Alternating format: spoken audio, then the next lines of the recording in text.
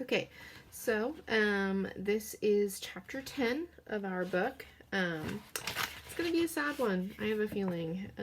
So, yeah, just bear with me. Okay, so chapter 10 is called My Virgil. By now, Virgil had been ill for a month. His head was still swollen and he had difficulty breathing. In desperation, Nana and I took him to a different vet for a second opinion.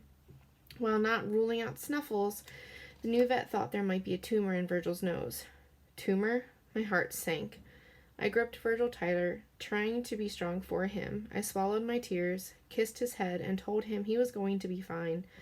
But I saw fear in his eyes. I had to take away that enemy. Once you give in to fear, life is over. I was not going to let it swallow him up. I was his rock. I would lie to keep him strong and true to his nature. See, it's nothing, I whispered. The vet could do some kind of scope to see if he had a tumor for $3,000. $3,000? Nana looked at the vet as though she were insane. We don't have that kind of money.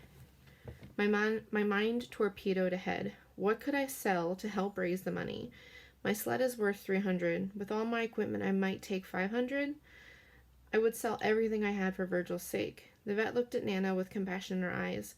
I will call in some favors to see what I can do to arrange the scope for Virgil. Then she added, if it's a tumor, there's not much we can do because of its location. Radiation could reduce it, but if it grew back, he might not live until summer. She shook her head. I have never seen a tumor in such a healthy young dog. Cancer doesn't see age, Nana murmured. Until now, I had accepted the truth that Virgil would not run again this season. The possibility that he might die before summer brought me almost to the breaking point. How would I carry on without him? I knew I couldn't let myself think like that. Now I was giving in to fear. I had to be positive for his sake and think the best thoughts I could manage. I would not give up on him. Tears welled up in my eyes, but I kept them hidden from my dog. I was a shepherd.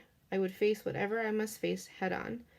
Nana and I staggered out of the vet's office with Virgil, trying to digest the awful truth about his health.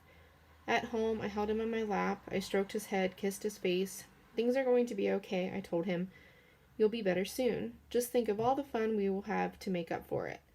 I cuddled him in my arms. Skittles has done a good job as lead dog, but I need you back. Hiding my concerns as best I could, I added, you have to fight to get better. He needed to believe me when I said he'd get well. When we finally got settled for the night, I crawled into the crate and read to him until he fell asleep. I slipped out, being careful not to wake him. Mom tried to make me eat, but I wasn't hungry. I had a big hole in my heart and a lump in my throat. After changing into my pajamas, I blew Virgil a kiss, took Jake with me, and went to bed. Please look out for Virgil. Please let him live. I prayed harder than I've ever prayed before. My lead dog didn't deserve this sickness. If I could have switched places with him, I would have done it in a heartbeat, just to have him happy and healthy. I must never let him know I was scared or sad. He had to focus on himself and getting better rather than worry about what was up with me. I was the rock he needed. I would get him through this illness. In my heart, I feared he was dying, and I was being pulled down with him. He was too weak to fight, so I had to fight for both of us. I would never give up. Wishing for a miracle, I hugged Jake tight and cried myself to sleep. The next week was school vacation. Poppy took me to the Maine State House, where I was honored along with the other Maine mushers who participated at Dockwum. Poppy beamed all morning. I just wanted to go home to my ripped jeans and sweatshirt and stop having people look at me. In the afternoon, I went over to Poppy's house to spend time with Virgil. We had heard nothing more from the vet about the scope, but his nose was no longer running and he was feeling better. He was a trooper like me. I climbed to his crate and read him The Seekers. Virgil looked at the pages with his head in my lap and one paw touching my free hand when I didn't need to turn the page. The next day I emailed my mushing friends who were members of the Down East Sled Dog Club. Please keep Virgil in your thoughts, that it's not a tumor and that he can pull through this. If he has a tumor, he won't make it to summer. Virgil was my best lead dog, my fastest dog, and my soulmate.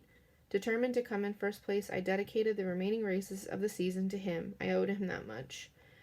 I looked forward to the David D. Merrill Memorial Race at Newport in late February. I'd be running Skittles, Sage, and Justice in the 3-dog junior and 4 other dogs in the 4-dog sportsman class.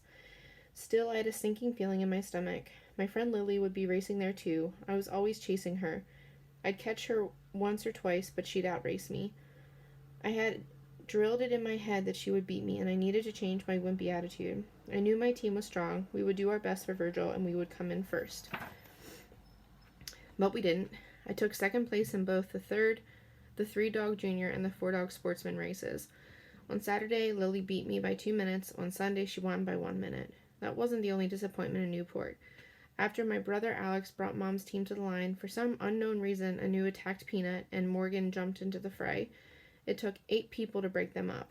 I'll run your dogs tomorrow, Alex said to Mom. It's a good thing he did. He had to break up 3 fights on the trail.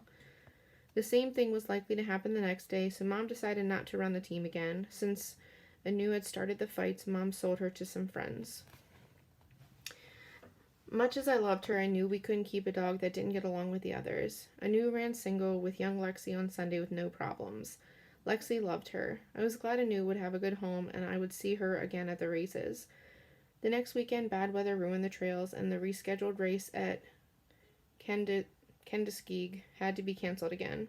My hopes for earning enough points to maintain my bronze standing in the ISDRA were dimming.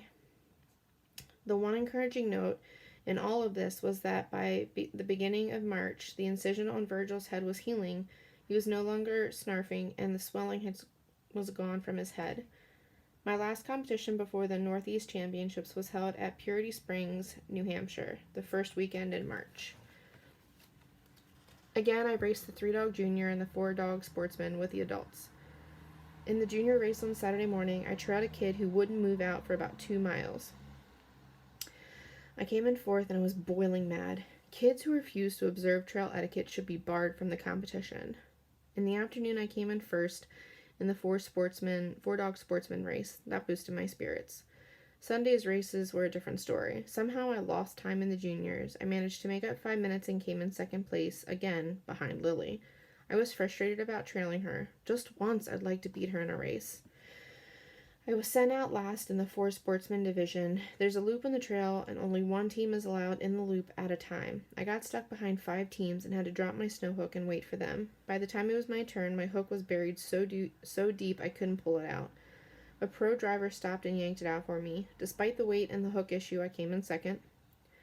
After the race, several pro drivers congratulated me. It wasn't fair that you were delayed by the others, one of them said. Another one complimented me on being a good competitor. So much for racing at Purity Springs. I needed to put that weekend behind me and focus on the Northeast Championships at Jackman in the middle of March. It would be my last junior competition, my last chance to run for Virgil, my last chance to beat Lily Stewart. 3 good reasons to make the fastest run of my life. Alright, that was chapter 10. Okay, bye!